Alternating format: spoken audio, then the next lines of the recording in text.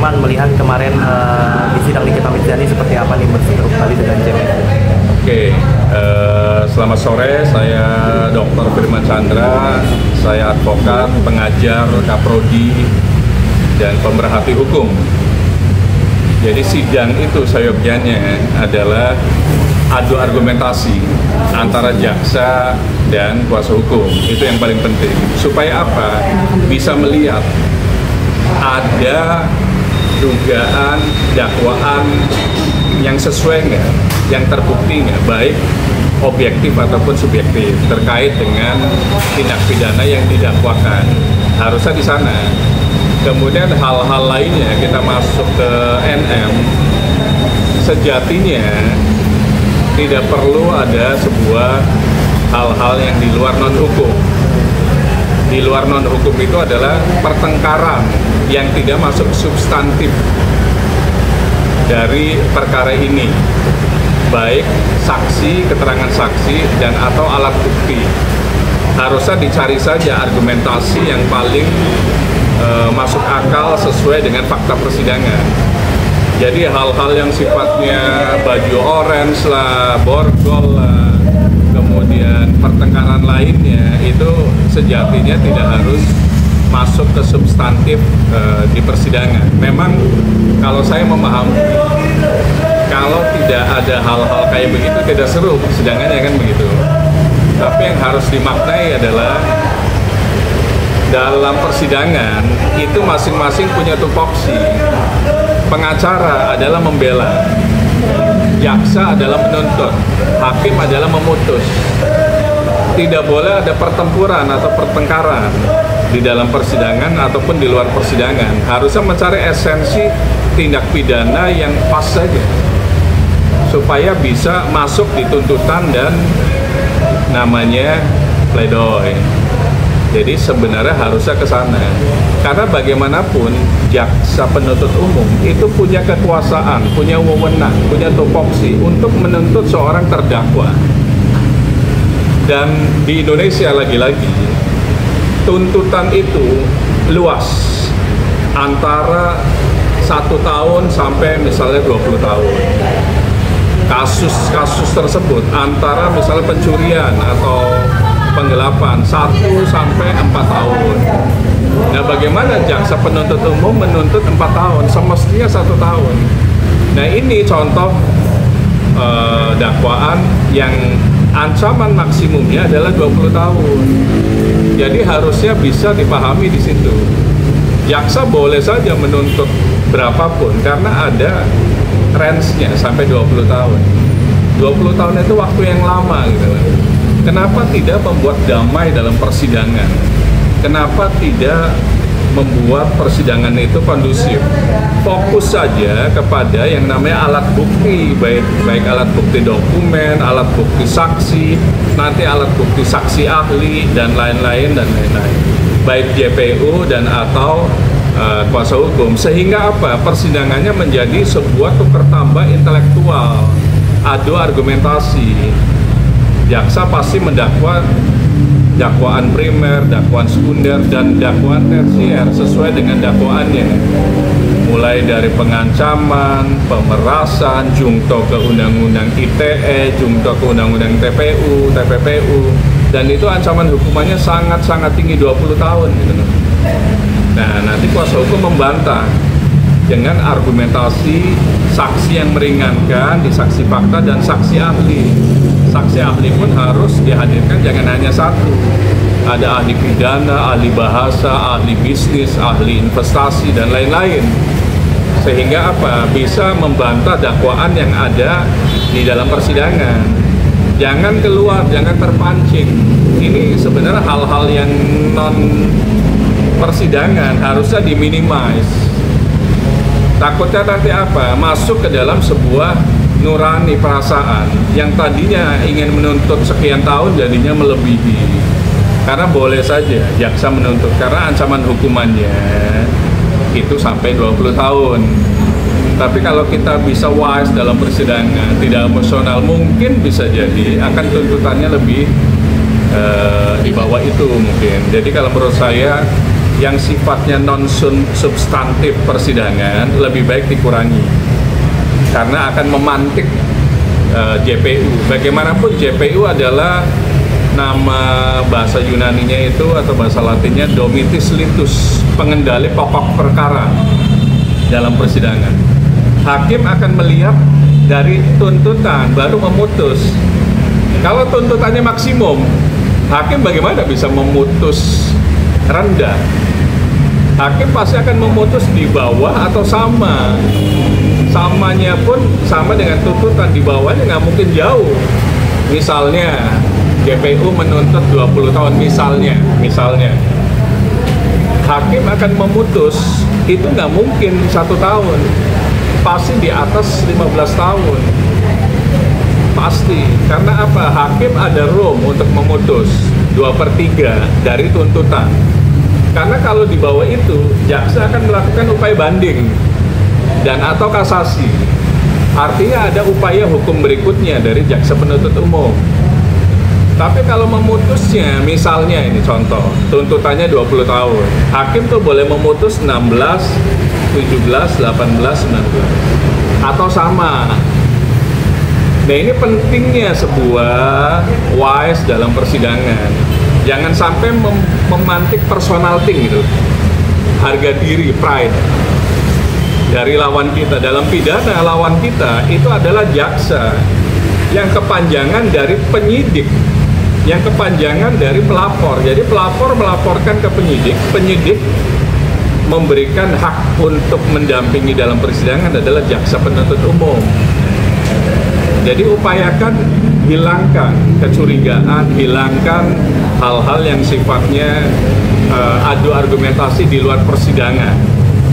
Karena itu justru akan melemahkan. Lebih baik fokus saja kuasa hukum dan terdakwa, fokus ke substantif pokok perkara. Bagaimana bisa menghadirkan alat bukti yang meringankan. Kalau alat bukti yang dihadirkan jaksa katakanlah bukti transfer dan lain-lain, hadirkan balasan alat bukti lainnya bahwa alat bukti tersebut misalnya obscure libel dan lain-lain. Kemudian alat bukti saksi yang dihadirkan jaksa penuntut umum harus dibantah oleh saksi yang dihadirkan oleh kuasa hukum, sehingga kasus ini menjadi kasus yang tidak memiliki ancaman hukuman yang berat. Jadi fokus ke sana. Kalau memang ada kecurigaan terhadap penyidik, terhadap jaksa penuntut umum, katakanlah misalnya dugaan dikondisikan. Mekanismenya kan di kejaksaan ada namanya komjak, komisi kejaksaan. Laporkan ke situ, jangan bikin laporan ke media, ngomong di media. Laporkan ke komisi kejaksaan, itu ada etikanya gitu lah. Kode etik jaksa yang mengatur supaya jaksa itu dipindahkan, jaksa itu mungkin pangkatnya dikurangi, itu kan komisi etik. Kalau di kepolisian itu namanya propam, yang bisa membuat polisi itu karirnya mentok gitu lah, tidak bisa naik pangkat lagi atau dipindahkan ke luar kota yang jauh. Kenapa itu tidak dilakukan harusnya? Kalau berbicara dalam persidangan, apa yang terjadi itu tidak masuk pokok perkara. Tapi kalau masuk ke laporan, itu bisa dijadikan alat bukti yang meringankan. Kenapa itu tidak dilakukan? Jadi kita negara hukum, Rechtsstaat, harusnya hal-hal yang sifatnya hoax, itu jangan diladeni. Karena apa? Hoax itu kan bukan alat bukti, bukan sebuah dokumen yang sesuai dengan yang akan dibuatkan pledoi gitu. Jadi hoax biarkan saja. Ini kan masuknya ke hoax nanti, fokusnya ke hoax. Sayang gitu. Kalau memang ada hoax kan ada mekanisme LP. Bikinlah LP pencemaran nama baik. Boleh-boleh saja. Jadi seharusnya itu yang dilakukan oleh terdakwa dan kuasa hukum terdakwa. Jadi jangan fokus ke ranah personal thing, ke pribadi. Kalau ke pribadi jadinya tidak menyentuh pokok perkara. Apalagi menuduh JPU sudah melakukan tindakan yang tidak patut. Majelis hakim sudah melakukan tindakan yang tidak patut. Alat buktinya mana? Saksinya mana? Alat bukti satu itu nggak cukup. Ada saksi nggak yang menyatakan itu? Kemudian kenapa tidak dilaporkan? Hakim itu ada mekanisme etikanya namanya komisi yudisial. Kenapa tidak dilaporkan ke komisi yudisial? Kalau memang ada, kalau nggak dilaporkan berarti kan hoax. Lebih baik fokus di pokok perkara agar terdakwa bisa bebas dan atau hukumannya ringan. Karena kami pernah menghandle kasus di Pengadilan Negeri Jakarta Selatan pun sudah jadi terdakwa, bebas kok putusan majelis hakim. Jadi sekarang yakin kuasa hukum harus bisa membuat terdakwa ringan atau bebas putusannya. Itu goalnya. Bang, tapi kan sebenarnya ini kan bukan teroris ya Bang. Kenapa kemarin pengawalannya begitu ketat gitu Bang? Jangan dilihat dari sisi non teknis kalau menurut saya. Itu kan hak-haknya saja. Kenapa begitu? Dulu juga saya pernah punya kasus, saya pun dilindungi juga. Karena ada dugaan-dugaan nanti kisru dan lain-lain. Karena tidak boleh ada perkara pidana di dalam persidangan. Misalnya pukul-pukulan, penganiayaan. Nah, kenapa ada polisi yang menjaga supaya tidak terjadi itu? Bukan berarti polisi yang dihadirkan atau mungkin ada TNI, mungkin ada ormas, bukan berarti dia membela si A atau si B, bukan. Ini supaya kondusif dan tidak ada peristiwa hukum baru di dalam ruang persidangan itu sebenarnya. Jadi jangan dilihat terlalu overthinking bahwa ini dibela itu, ini dibela itu. Polisi itu netral sampai sekarang. Yang ada di sana itu nggak ada hubungan sama penyidik. Polisi itu ada bidang-bidangnya. Ada Jatanras, ada Brimob, ada Patwal dan lain-lain. Itu bukan penyidik, polisi penyidik yang menyidik tindak pidana ini. Tapi goal polisi itu adalah membuat supaya persidangan tidak ada peristiwa hukum baru. Wajar.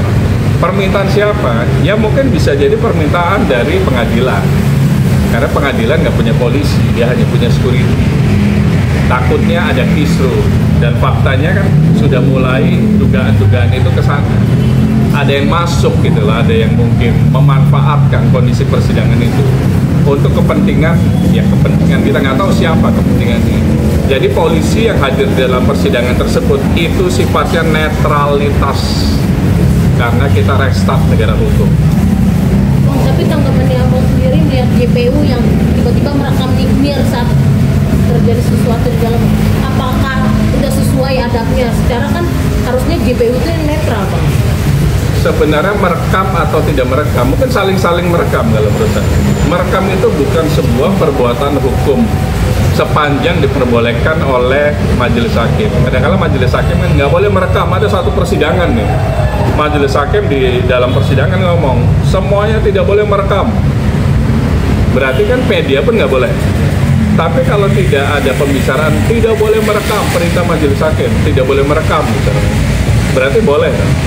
Artinya kuasa hukum pun boleh merekam jaksa penuntut umum boleh merekam kuasa hukum dan atau terdakwanya. Jadi kalau menurut saya bukan esensi hukum di situ, karena tidak ada larangan dari majelis hakim, bukan perintangan, bukan penghinaan dan lain-lain di dalam persidangan.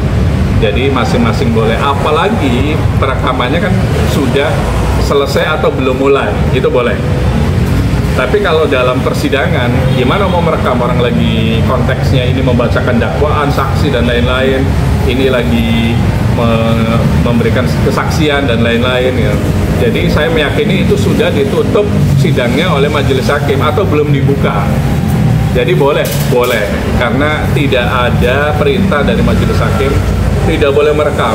Kalau tidak boleh, berarti nggak boleh sama sekali dalam persidangan. Tapi kalau sudah selesai kan boleh-boleh saja. Soal alat bukti ini Bang, kan mungkin ya alat bukti yang pengen diputar, tapi Jadi alat bukti itu hanya salah satu alat bukti sebenarnya.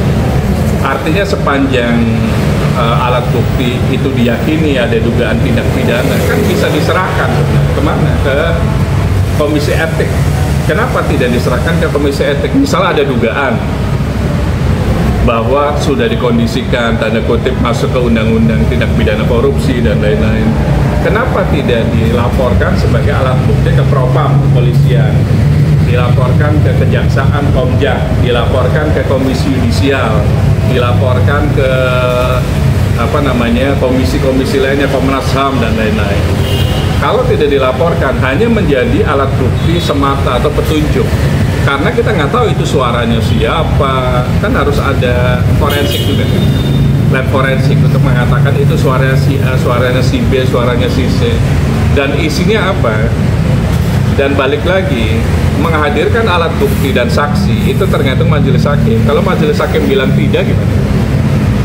Jadi itu kewenangan prerogatif majelis hakim. Kalau memang dugaannya ada hal-hal yang sifatnya sudah mengarah ke pidana, laporkan ke komisi etik dalam menurut saya.